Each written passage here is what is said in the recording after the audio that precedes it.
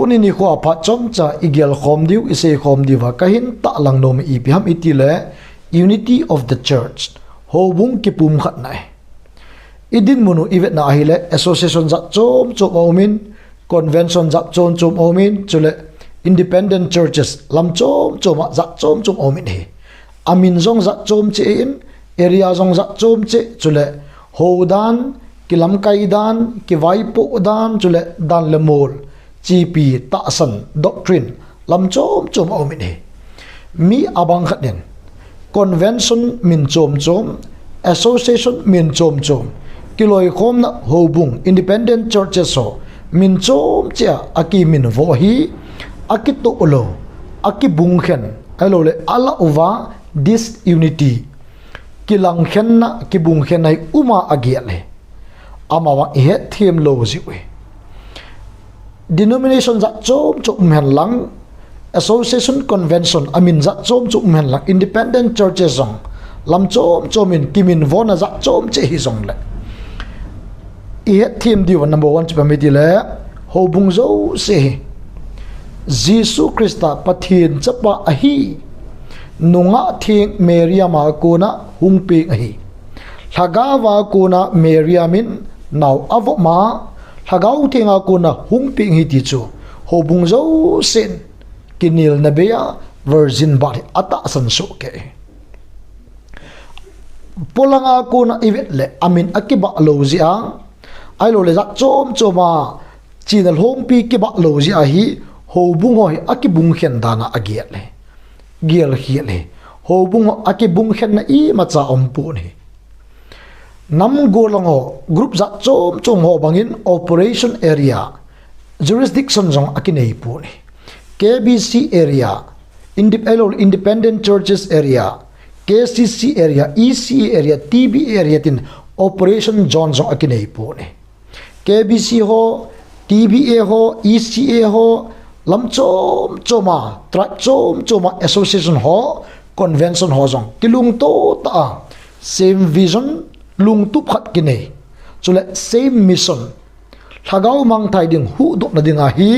mission na ke tong kho me ki bung khen na ima cha ompon kina ana jong ompon ki baw na jong ompon ki tha ki mat ompon i ma cha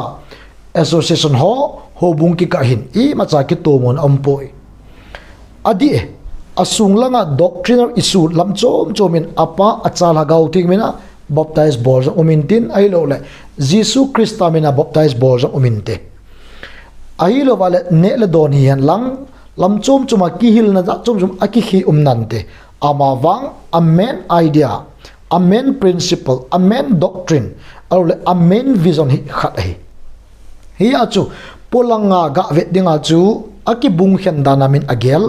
aki to lo dana agel aki to mon ima cha ampoi lam kalanga ho jong KC leftin aki loi khomovin interdenomination fellowship anei khomun ataw khom jing ne kangui langa ho jong kangpo P district tribal church leader fellowship akitin pastor evangelist ho na tong ho KBC akun ECA akun chongthu akun TBA akun independent church believer church alo lam chom choma association convention denomination ho akitaw khom jing ne tuni November date 5 ni ko injong pastor kiloi khom ho hola cha kiloi khom ho in kangpo P DC office district DC munahin aga kitaw khom ne district commissioner office aban akikal song kinin kangpo P civil office akitaw khom kinin aban akikal song kin high court akitawin aban ADC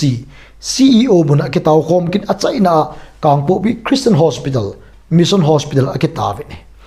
ataw khom hi gal masanga jong anikitaw khom jinga gal zowa jong expand hung ki bol ki na hi achu taw khom na azong kilung to ta ni ki taw khomin aki koi to in aki ki tu to in mi lilom po po aki taw khomin hi achu hi chi ho la cho ho fellowship ma zawlo outside na ku na ahin ve te ule aki to ulo aki bung khen aki na aki nil kal ai lo le aki mi thip khom the lo la khom the lo wa bin agiale ama wang internal asung langai kilung to taw mai Jesus Christa ta san hiya hagau mang thai ding hu do na dinga to gon chule vision expand building church planting expand building operation area ki nei lo ki tha ki mat lo ki tau khom jing ti pa hi avela sei do nom hi ja chu HOUBUNG hobon ke to lo alo le din khan ading khop te lo ti ami tam tan agial ji pa hi agial khil hi ti pa hi sei do nom ne HOUBUNG ho lam chom chuma akimin wona pa hi pa cha hun sunga pa cha azat zat akalar za chom chom nal ta le hoi ta ve no ta hun le azep hoiwa apa khom ta ba he hun le ya chu pa cha zat khat bo apa le a hoi na la sama he asan loi a eng loi a eng dum loi asan thip loi tam ta hong pa khom ting le he chi hun le chu ha he hi ya chu association convention denomination ho so se jong he pathin thil gon tung zui ana omain kina na ima cha ompon ki kipun khom hi jong le one association one convention ki hi jong le mun chom cha eima to thei dung zui cha pathin apu talent gifted dung zui hi pathin thil pe dung zui hi eima thil le pathin ei kon dung zui mun chom cha hi da so akito khoma association ja chon chum pathin na to khom ting le expand nasta ma cha le na pun bu son ke leading ki ta banga chu pathin lengam hi pat God's kingdom expand ki bo le to say do no mane chu number 1 hai abana ga ke sei kit le kang po pi dung hian lang lam ka dung he jong le DC office ZEO office ADC alo la hat ko dunga government office o ichi ting le taw na igaman ding ting le abang khat loi he akicha ti diam alo le no mo sat Manipur government hekante alo le central government hekante ti a office premise office campus nga taw na manding jong staff for agial thelo akicha phamo sa jong an umji ni amawang phatejan gelovin achi sa 2023 March date 7 ni achu kohima athil so chu ne he diu ka ta san e tu an Nagaland Chief Minister Nefirio amai angami mi hin 5 times ngawe kai do ta CM asort pen in Nagaland history adinga Chief Minister asort pen anga ve chan na hung kai do a ot taking ki ha sil na kinazu ibititam India Prime Minister Narendra Modi hi hung ai Narendra Modi ama zau na ta achu ot taking ala ai hi chi ni ko achu Nagaland na CM ot taking ni ko achu hallelujah chorus Nagaland sungala sa them che kwermin thang ta ki kova ama ho chun hallelujah chorus asak i macha aza cha naw zo umlo phamo asa naw zo umlo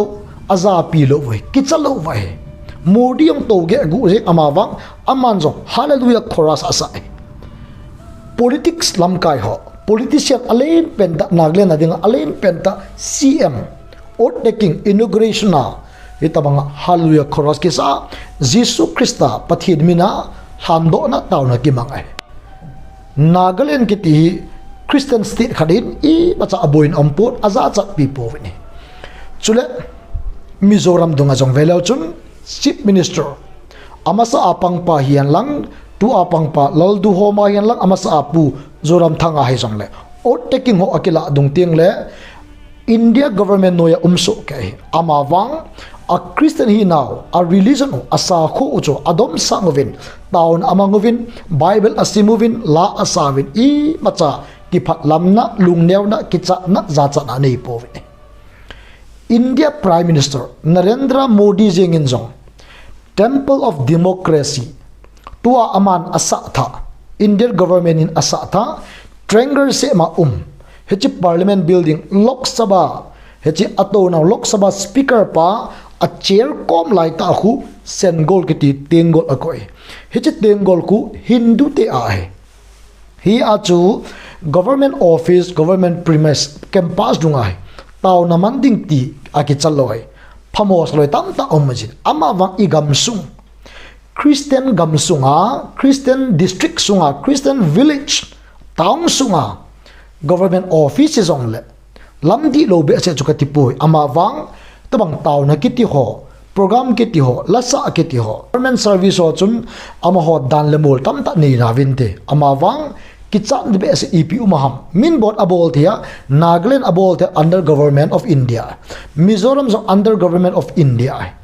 DC office CM office alole state sunga dinga alen pen hidam assembly hall ho jinga jong min taw na man thile kangpo pilam kadunga jong I basa kichan nom lo wahi Christian principle Bible pathin tu taw nai nasta dop sak ngai tai ti se do nom ne tuni kangpo pi DC office district commissioner office kataw nawa lamkai pu ase chairman pu reverend doctor how pu ase kangpo pi DC office hin melong jong na to tai kollawai tam ta atove ama wang e ho zat mi ato na dingin taw na mangut ti kidan tai melong jong ong tovit meile jong atovin kollawai atove tu ato pa jong hi chaudhary ti pa jong hi IAS kol hi bovene ama wang mi e nam mi izat mi DC office a ahung to ding pai anda sa taw na gyal do jing diwe alen pen DC hi tengle imalam zo sa khanto na umding machal na umding pata cha taw na puma Bible principle azuya kita ata taw na puma DC office ato tengle iza kai khanto na machal na umde tuni kangpo pi DC a staff khan se ju ki pa ta mini secretary Delhi a ko na to gon len ta hoi secretary tabang hoi ta building sa ding to a DC existing office o sanga alen jo a hoi jo to gon len ta hoi ti cho asijin ki pa omomo ahin lawang se tain kangpo pi civil hospital ka chi bachun doctor hi nasta shortage hasamai loilo gol ho khat doctor ho insumi thak ki ho limpi jon asajin tuzang vai chunga jong hu adi ta PHC au doctor li lang umde amawang li umzo talo mi talo khat se na chang sala umai kala fal hian lang kangpo pi dong jong government office government PHC wai doctor li langa umna ding ho a khat bo uma ni bo uma ada umzo lo nurse so jong li langa umna dinga khat ni bo umzo hitabanga igam sungova medical langa hi doctor shortage nurse song shortage chule medical equipment MRI kiti ho CT scan kiti ho song nasata ingai chat oi Nagaland langa ichidiu Kohima ichidiu Dimapura ichidiu Guwahati ichidiu muncho chuma ichidiu lampi nop lo de ikipu na wahi lampi dunga amulem song tamta umdalo hi acho itaw na wa igyal do diu cho imalam zo si ai ikhanto ngai tai government office o hian lang medical lang hi zong le adi di a medical lang ai ila asam o Nagaland ho zong medical lang en asang povin he theng pen a seding in anemun he medical langa asang le abol thele aching athem align chu iphamiti le mail heo ahi ne asana san o he phai akijan thelo pha da wahi igam sukma akijan te mule iboi ji we lam kalam chu kangpo pisanga phaje mai the amawang lam kalam zong chu equipment ho chu nim chai na lai hi a chu imalam zo sa taw na ingai cha ne government lang awang chun SDO hita ta alul SDC tam ta ma he uniform service lang azong atam ta ma ato na ding ong talova ina akichol do sa zong mi tam ta ma auxiliary hoi ta akisan amawang mi atam ta ja chu ato na ding ong talova ina akichol do sa zong mi tam ta ma